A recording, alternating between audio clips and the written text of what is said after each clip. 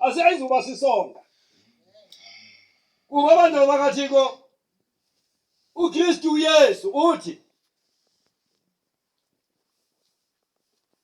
okanye wasikhulula emthethweni ukuze sibe phansi kobabalo.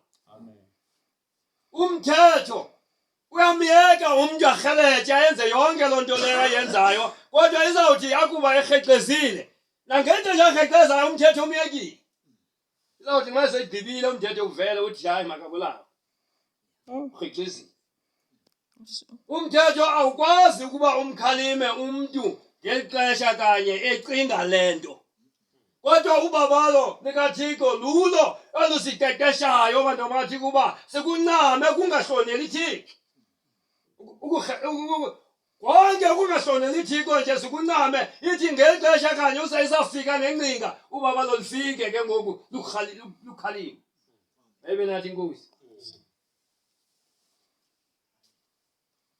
Indlela uThixo uYesu Kristu alawula ngayo phakathi kwabantwana bakhe abalawulwayo nguye. Alihambi lodwa ke bantu bakaThixo ubabalo likaThixo, ukhona uKristu bantu bakaThixo phakathi kwabo abantwana bakaThixo. Noma ubani bantu bakaThixo angatsho athi yena